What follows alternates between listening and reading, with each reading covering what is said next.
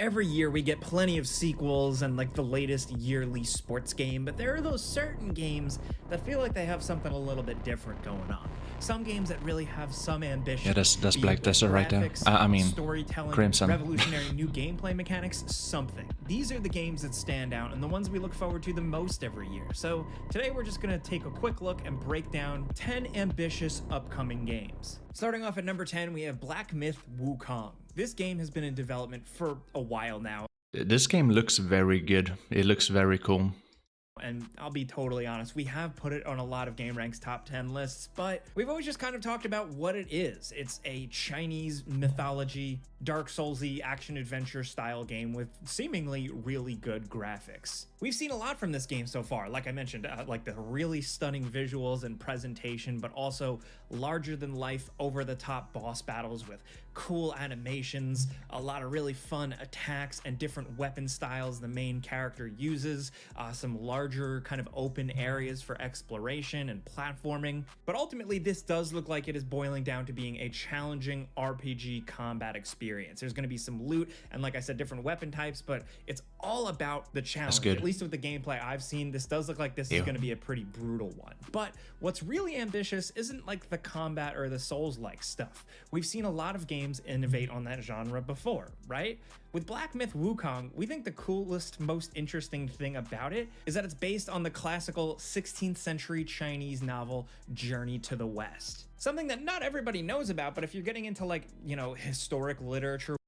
Wait, so if it's based on like the Journey to the West, do you think they have like big giant Godzillas in the water in the West and like big ass spiders? What was that flying monkey? I guess flying monkeys is a real thing. 101, Journey to the West was wildly influential and is considered by many to be like one of the most popular, best-selling works of writing in China and really all of East Asia. So what we really are interested in this one is that they're not just coming up with a bunch of lore on the spot or doing all this dense writing to come up with stuff. They you can play as a bat to base all of this on. They have real legends from a really cool story. You're playing as this monkey guy, yes, but he's based on Sun Wukong, one of the main characters from Journey to the West. For all that stuff, I think it's potentially really exciting. Maybe to get more people into reading books. I feel like not enough people read books anymore. But that's just me. Let's move on to number 9. Hideo Kojima's next project, OD. Now, as you probably know, Hideo Kojima and Kojima Productions are working on a bunch of things. The big thing, of course, is the sequel to Death Stranding 2. Death Stranding 2 is, you know, the next Death Stranding. So you're going to have those characters, you're going to have weird things, you're going to be carrying more packages, probably. I never played that game. That's pretty expected, but we see the ambition with Kojima Productions' other project called OD. This is a Xbox collaboration, and I know recently Xbox has closed studios and, you know, probably canceled some projects, so who knows, but as of right now, Kojima Productions is working with Xbox and using their cloud technology to develop this experimental and strange horror game. Now, I'm in for this just as a we have to play a horror game on the stream. Knowing his passion and interest in horror and what we can really get from that. No. Anytime Hideo Kojima has leaned into horror, it's been really cool. So to have a game focused completely around that experience, I definitely want to see that. All we really have for this is a teaser that shows really graphically impressive character faces in-game or like rendered, all based on real-world actors that look incredibly impressive, but also almost unnervingly so. Yeah, it kind of looks like they used like a recording of a face and they had like an actor to act it out, and they put it on a model. That's what it looks like right here. This trailer, when you watch it with like a good sound system or headphones or something, the audio design and the editing can actually be pretty frightening. It's a lot. It's pretty intense. So we're hoping that carries over to the main game, which Kojima has said that he is teaming up with famous horror directors to work on. Along with that, it kind of being an experimental thing, blending cinema and game. What does that mean? I don't know. Does it just mean there's going to be a lot of cutscenes? Does it mean that there's going to be like some FMV or like real motion video in this? I don't know for sure, but I just like that OD is cooking on something, and something that's trying to be different. It is a perfect example of what should be on this list. Again, we don't know too much about it, but I'm hoping that we learn more soon. Next over at number 8, we have the Star Wars Knights of the Old Republic remake. Now, this one, you might not think it's that ambitious, right? It's honestly pretty safe. It's a remake of a beloved classic Star Wars RPG from BioWare, so it seems like a home run, right? Well, I think for some Star Wars fans that really pay attention, this is more ambitious. It's gonna get a lot of hate. I already know it's gonna get a lot of hate. Every time you make like a game or even a movie or like a series about like some lore, like something is a little bit off, and then like the whole community goes like, that's BS. Than you might first think. But first, just history lesson. Star Wars Knights of the Old Republic was one of the best. It was one of the best Obsidian games, and just a really cool take on Star Wars and the lore, and it taking place well before any of the movies. It kind of became the standard for a while, and the remake was something that has been trying to get off the ground for a really long time. If you follow the gameranx Friday news show or anything else online, just gaming news, you know that the Knights of the Old Republic remake was rumored forever, then it was finally announced, and then it kind of disappeared for a while with the publishers and developers behind it, despite them changing hands a few times, insisting that the game is still in the works. But it's been years and we haven't seen anything. The most recent headline suggested that things are still moving along, but it might be some time. And partially, I think, is because it's ambitious to remake Knights of the Old Republic. I think. Wait, why do you run around with like? Wouldn't you have like lightsabers in this game? A tough one to remake. It was like lightning in a bottle. It was there we go. That guy has like regular swords. Star Wars in that weird time where it was before Disney and there wasn't really too much going on, and there were a bunch of Star Wars games, but like this one just really hit. Now, years later, they're remaking something that just isn't quite around anymore. Star Wars feels differently now. You know, it has expanded quite a bit, and not in the old like expanded universe ways completely. The fandom also is obviously very divided. I don't think that's totally like a new thing. It's been divided. That's what I'm talking about. But this game has to somehow please fans of the old game, the classic BioWare game, which is a formula that's probably really hard to replicate, while also potentially carving its own path out in Star Wars lore. Is this going to be canon? Who knows? God knows, really. But whatever it does, whether it's canon or not, is its own unique slice of Star Wars. If it's not canon and the graphics is not good, it is dead. That was really cool when it first dropped, but can they continue to keep that up? Does that stuff feel as cool when presented in full modern gameplay? I don't know, but I do think it's pretty bold and daring to try and give that a shot, to remake one of the greatest games ever. It's the same thing with people wanting to remake Metal Gear Solid 1. I feel like it's just so tricky to get that right. So the Knights of the Old Republic remake's ambition lies in just the fact that they're crazy enough to do it. Good luck. Next, over at number 7, we have Crimson Desert. This is from the people behind the MMORPG Black Desert Online, but this is like an open world RPG. This is where all of your money goes to. It has been in the works for many years. We thought we were getting it like released this year, but it's been pushed. They're still working on it. And this is ambitious just because, number one, look at it. Graphically, it's got a lot going on. It looks really cool, but also the amount of stuff they're cramming in this game. This game has been billed like a combination of The Witcher 3, Assassin's Creed, Ghosts of Tsushima, Dragon's Dogma, Skyrim, you name it. Just systems-wise, gameplay-wise, they are throwing a lot in here. Massive open worlds, all different types of traversal, weapon types, gorgeous graphics, larger than life creatures, all these different gameplay systems, stealth, actual like RPG town stuff. There's so much that they're throwing in here that it just seems like it's so much. You're riding and engaging in combat on carriages, you're riding horses, you're training horses, you're fighting against multiple giant enemies at once, mechanized enemies and technology, and the combat itself also just looks really, really intense and detailed. There's just a lot here. That's all I'm trying to emphasize. I feel like that's a good thing. Like they take all of the MMO things.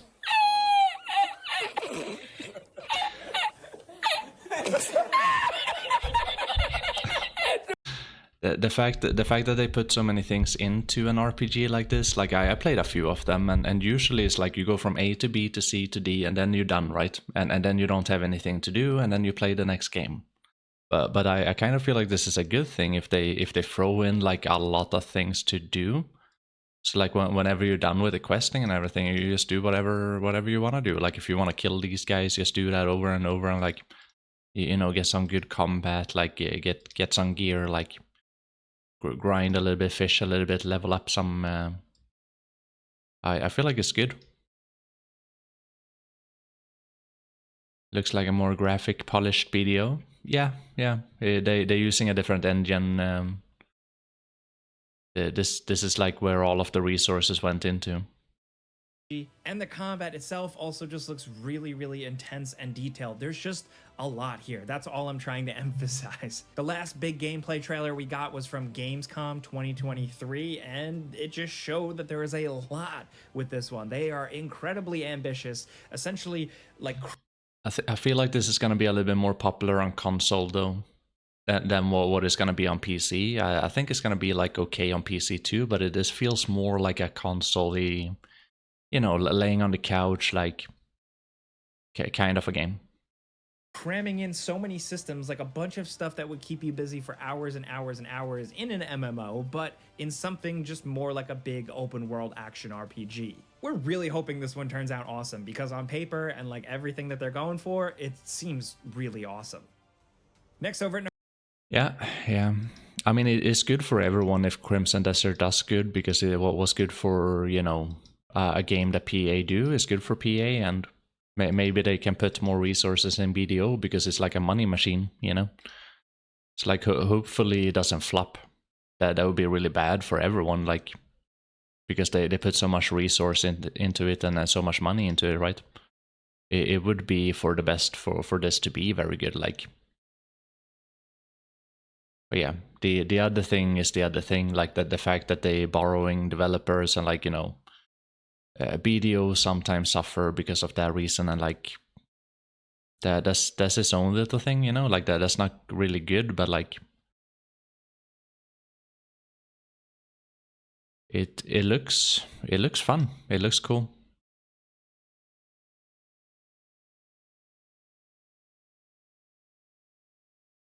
Yeah.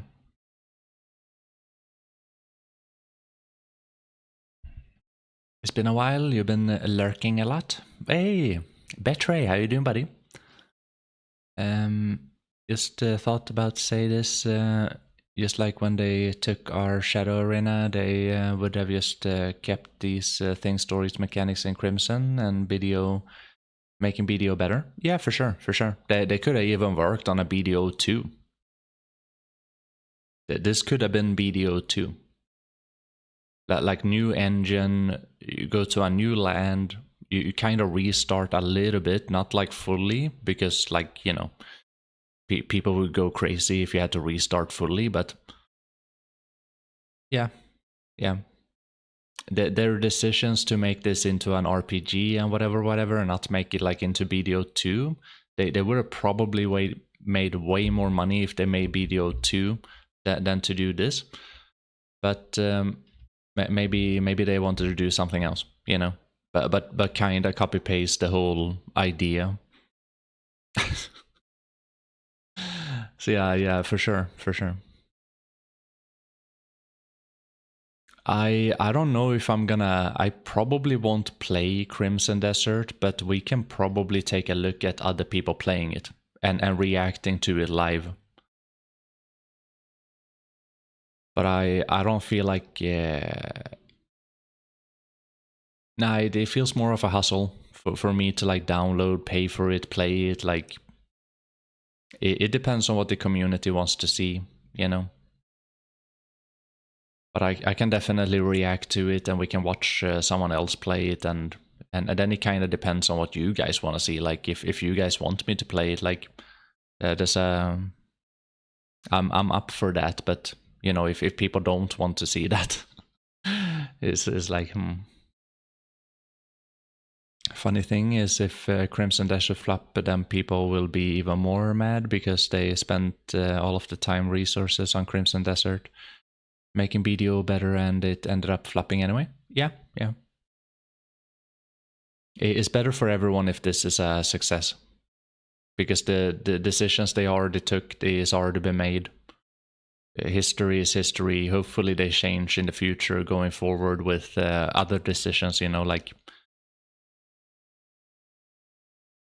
No, I don't think it's gonna do better than BDO either. I think BDO is like they're milking a money machine, like, you know, that cow that they just go to milk it a little bit. And then they put all of that money into like different various projects, right?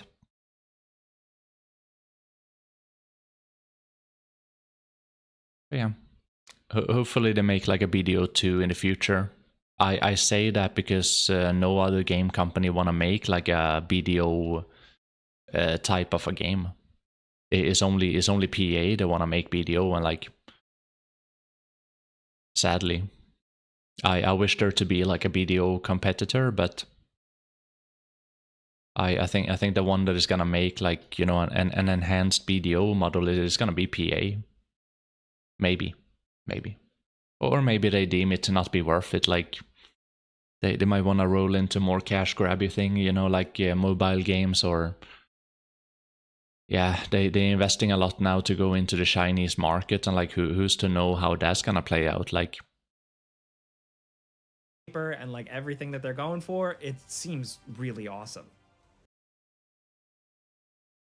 But yeah, imagine playing this on like a big ass TV and like laying in the couch. Like, it looks pretty good.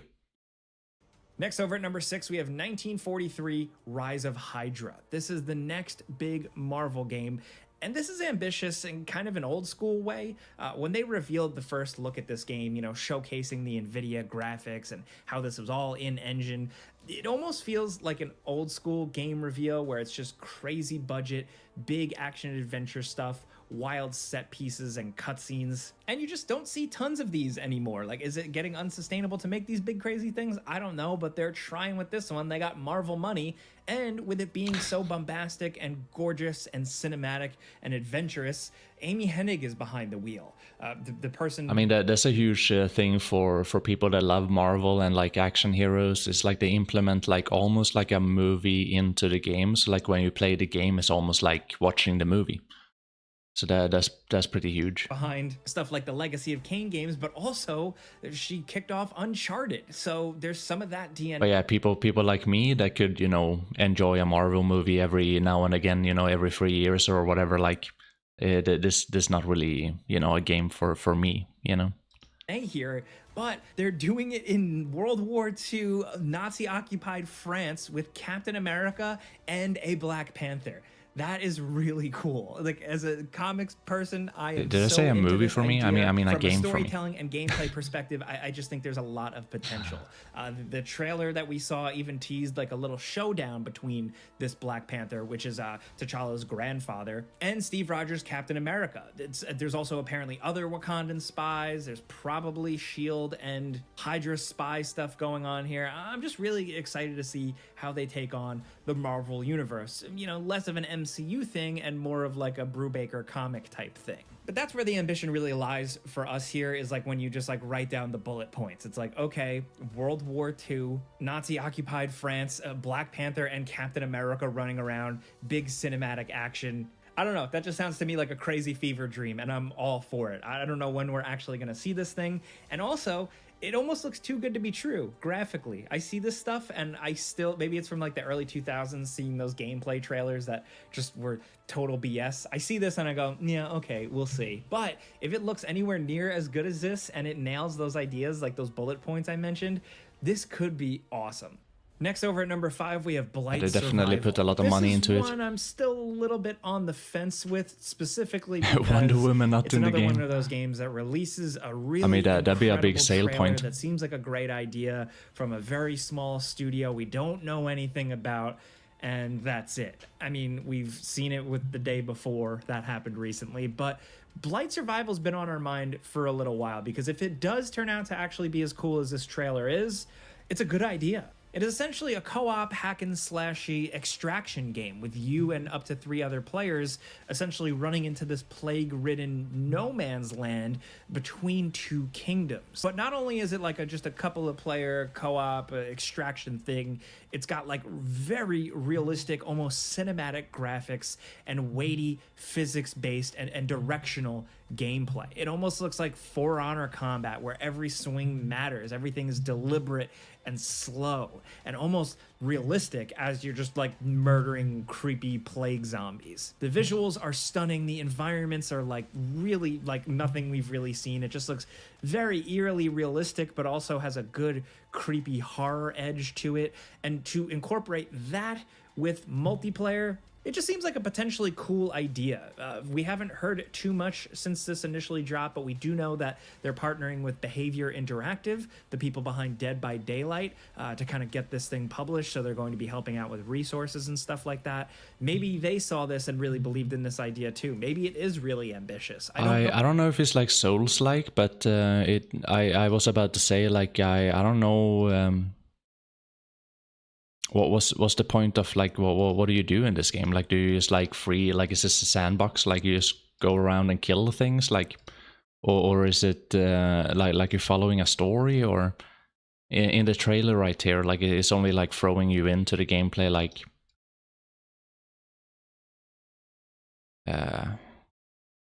it looks very cool though. It looks very good, but it's like, well, what is the objective, you know?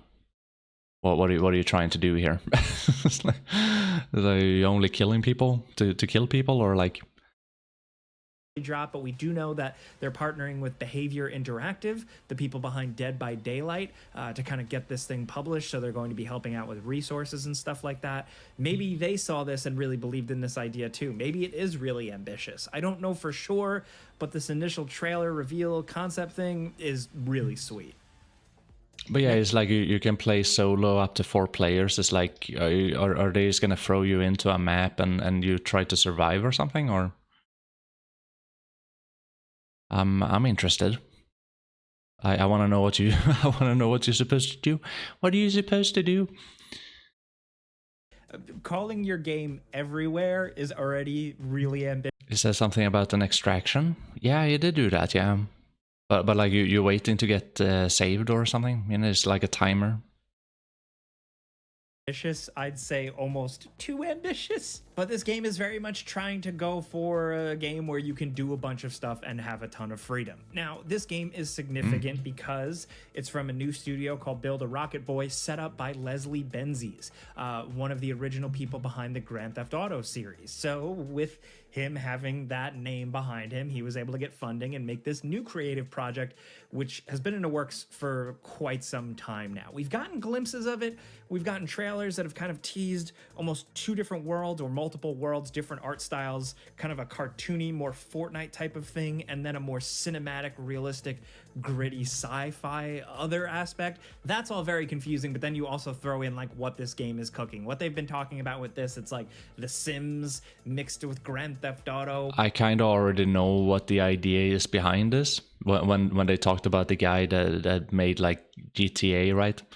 I'm already predicting that this is a game, it's like a role-play game. It's gonna have the same features as like Grand Theft Auto, obviously, and but it's more like cartoonish, you know, graphics. But I feel like this could be like big in the RP. That's just what I feel like. What this game is cooking. What they've been talking about with this, it's like The Sims mixed with Grand Theft Auto, mixed with like Rust and Roblox, because it's going to be like a community-driven platform thing, but then also open world adventure. I don't know. It's still very muddled if you ask me, but there is a lot of information out there if you want to dig through it. Yeah. The developers have showcased. I feel like that's a great idea, because like GTA is like the biggest RP right now, but they, you know, making a competitor to that, something that is a little bit different, something that is like, you know, cartoonish, that could have like a huge impact on like the gaming scene for sure. User generated content and level type stuff. I really don't know what to make of it. But even if you don't really know what it is or you don't really understand it, you can appreciate the ambitions, because like I said, it's a lot of different genres they're trying to cook up here and come up with some kind of weird platform thing. If you ask me, I think players are starting to grow tired of this stuff at this point. We have our Minecrafts, our Robloxes, our Fortnites, our, you know, even like Destiny or Warframe, the things that are keeping you busy, right? That's not true. we need more stuff. We need things to, you know, like they have to do more things. They have to improve on things. They have to make more games, more games that are a little bit different. Like they can take the good stuff from Fortnite and take the good stuff from Minecraft. You make that into a thing. Like I don't agree at all here. It's like this guy wants us to play Super Mario in 2055. Like, you know, even like Destiny or Warframe, the things that are keeping you busy, right? So for everywhere to really break through this type of crowded genre and find their own player base, keep on improving things. A lot of work, but maybe it'll catch on. I don't know. It's still probably a while before they release this thing, but keep it on your radar.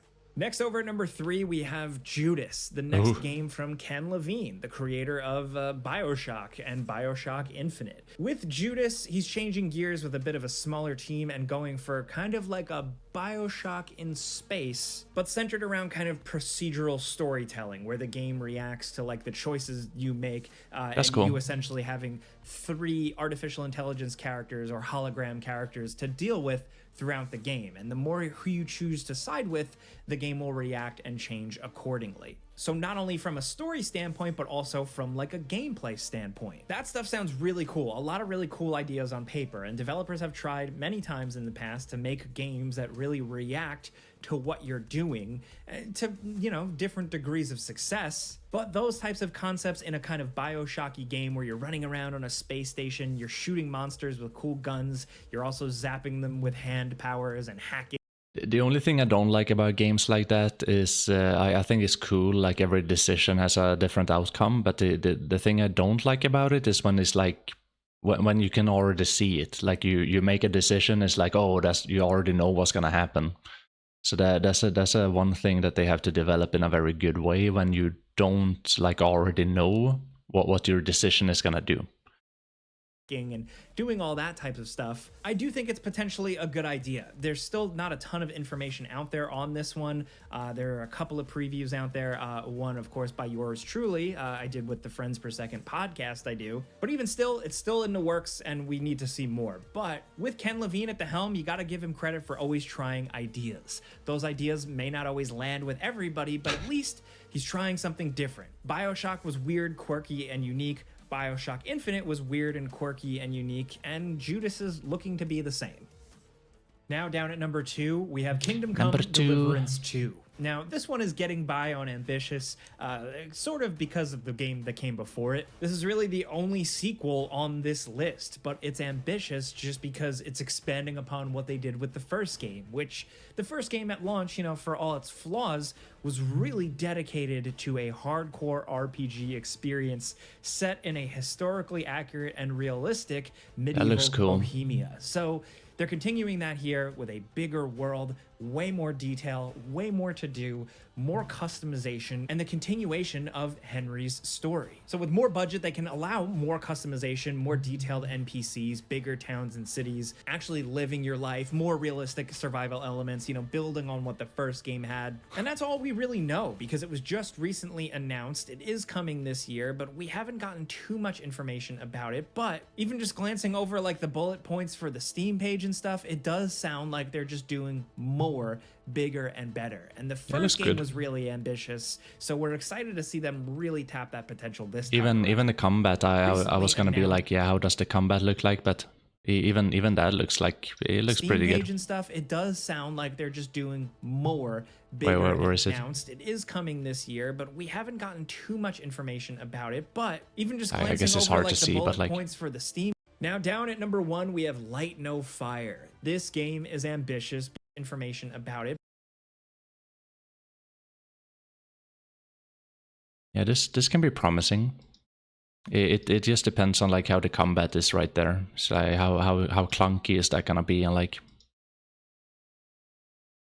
yeah. This game is ambitious because it is being dubbed the first truly open world game. We're exploring a full actual world, persistently online, I guess, with other people. Now, this comes from the people behind No Man's Sky, developer Hello Games. This looks amazing. No Man's Sky had a lot of ambition and big words at launch, but it released and you know, it wasn't really that. It was a much simpler game that eventually became incredibly awesome. They put their money where their mouth was, and they continuously updated that game, and now No Man's Sky is absolutely incredible and met the potential of what it initially was. Even though, you know, people were kind of sold a bill of goods at first that wasn't that, at least now there's a happy ending. So with Light No Fire, they're going bigger and crazier. Dude, this game looks good. Elements, this massive world with a bunch of different biomes and more online play, and we're really excited to see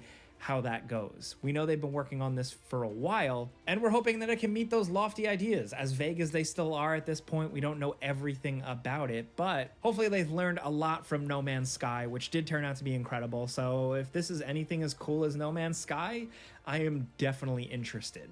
Yeah, like it seems like you can like craft things, like build things, and talk about some No Man's Sky. A lot of adventure, right? Yeah, this looks really good. I am definitely interested. But those are 10 upcoming ambitious games that we wanted to talk about, so don't let your hype get the better of you. Noise. But, you know, we can just be excited about things, right? So I want to know. Yeah, that's the video link right there, chat. If you guys want to support, watch this game. Something on this list? Is it something not on this list? Definitely let us know if it's something worth getting our eyeballs on. Maybe we'll make another list like this. Just hit us up. But if you like talking games with us every day,